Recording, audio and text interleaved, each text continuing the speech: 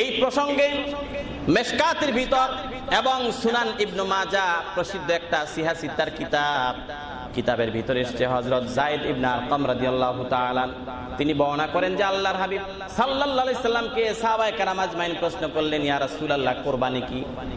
মা হাযিহিল আযাহি, কুরবানিটা কি? আল্লাহ নবী মুহাম্মদ সাল্লাল্লাহু আলাইহি সাল্লাম বললেন, ক্বালা সুন্নাতু আবিকুম ইব্রাহিম।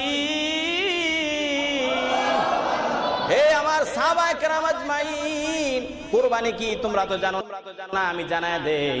কুরবানি হলো তোমাদের যে পিতা, তোমাদের পিতা, জাতির পিতা ইব্রাহিম খলিলুল্লাহ, তার একটা সুন্নত। এই কোরবানিটা ইব্রাহিম নবীর সুন্নত।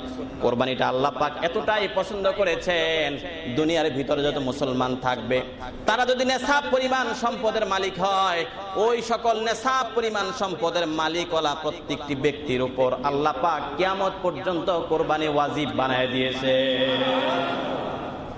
তাহলে হযরত ইব্রাহিম এবং ইসমাঈল আলাইহিস সালামের যে কুরবানি, এটা আল্লাহর নিকট কতটাই পছন্দ যে কিয়ামত পর্যন্ত এটা ওয়াজিব থাকবে কাদের উপর? যারা নেশাব পরিমাণ সম্পদের মালিক। আমার ভাইরা, এখন সাহাবায়ে কেরাম বলেন, ঠিক আছে বুঝলাম, ইব্রাহিম নবীর সুন্নত এটা আমরা বুঝলাম, ইয়া রাসূলুল্লাহ, ফামা লানা ফিহা ইয়া রাসূলুল্লাহ, হে আল্লাহর রাসূল, এটা ইব্রাহিম নবীর সুন্নত, কিন্তু এই কোরবানি করলে কি লাভ, কি সওয়াব? জোরে বলেন সুবহানাল্লাহ। সাহাবায়ে কেরাম প্রশ্ন করলেন, ফামা লানা ফিহা ইয়া রাসূলুল্লাহ, এটাতে কি আছে, কি সওয়াব? আল্লাহর নবী বললেন, ক্বালা বিকুল্লি শারাতিন হাসানা। আল্লাহু আকবার। রে আমার সাহাবীরা, তোমরা যে পশুটা কোরবানি করবা, গরু, ওট, দুম্বা, ভেড়া, মহিষ, যে পশু কোরবানি করবা, ওই পশুটার দেহের ভিতর যতগুলো পশম আছে, হাজার হাজার লক্ষ লক্ষ পশম আছে, ওই পরিমাণ সওয়াব তোমার আমল নামায় আল্লাহ উঠায়া দিবে।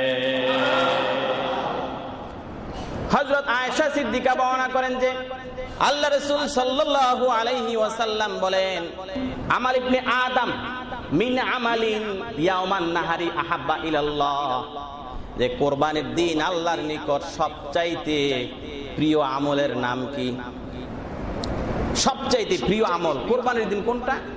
আল্লাহ রাসূল বললেন, মিন ইহরাকিদ দাম। সুবহানাল্লাহ কোন? হে আমার সাহাবীরা, কুরবানির দিন সবচাইতে গুরুত্বপূর্ণ যে আমল, সে আমলটার নাম হলো আল্লাহর রাস্তায় কুরবানি দেওয়া। জোরে বলেন সুবহানাল্লাহ। আল্লাহর রাস্তায় পশু কুরবানি করা, এটার চেয়ে উত্তম কাজ কুরবানির দিন আর কোনটা নাই।